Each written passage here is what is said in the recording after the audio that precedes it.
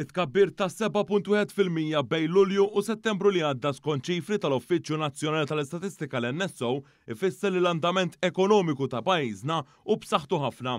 Dik kienet ir-reazzjoni komuni tal-ekonomisti Jonathan Spiteri u David Gravina f'intervista ma' News l-għada li ħarġu dawn iċ-ċifri ta' tkabbir fit-tielet kwarta din is-sena, differenti minn dawk ta' diversi pajjiżi oħra Ewropej. 7% hija żieda sostanzjali kemm meta tqabbilha ma' dak li mdorrijin bih storikament, jiġri fuq diversi snin, kif ukoll meta tqabbilha ma' dak li qed jiġri barra minn xtutna.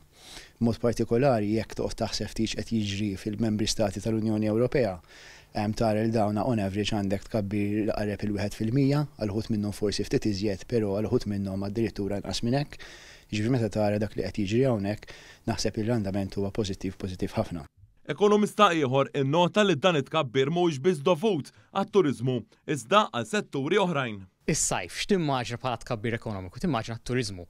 U fatti t-turiżmu ta' kontribut kbir għal tkabbir ekonomiku kien sena fej mhux biss irpiljajna imma morna saħansitra l fuq milli konna qabel il-Covid. Imma jekk naraw il-figuri mhux biss kellna tkabbir fejn ġi turiżmu, imma kellna tkabbir kbir fejn setturi bħal is-settur finanzjarju, il-gaming u anka ngħidulhom il-professional services li jkopru ħafna tipi ta' servizzi, periti, accountants, etc. U din allura turi li Malta mhux aħna ma niddependux biss mit-turiżmu mill-ovvju imma anka minn setturi oħrajn u din tikkontribwixxi għal fatt li l-ekonomija tagħna baqgħet daqshekk reżiljenti u kien għadha tkabbir ekonomiku daqstant kbir anka jekk tikkumparah jiġifieri ma' pajjiżi oħrajn. Tal-istess opinjoni kien l-ekonomista David Gravina li tkellem dwar fattur ieħor għad tkabbir ekonomiku. Hawnhekk qed nitkellmu f'żidiet f'termini reali, mhux nominali, jiġifieri qed nitkellmu dwar żidiet li mhumiex kaġun ta' pereżempju żidiet fil-prezzijiet. Ifisser li huwa tkabbir li ġej mill-fatt li llum qed inbigħu iżjed prodotti u servizzi minn kemm konna qegħdin inbigħu l-bieqa. Dak it-tip ta' tkabbir li qed nitkellmu dwaru.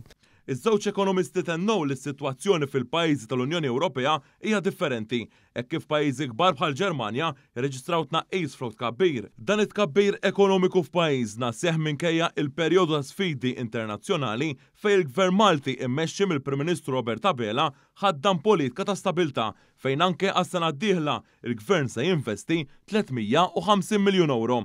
L-ekonomista Jonathan Spiteri spjega aktar dwar l-importanza ta' din il-miżura.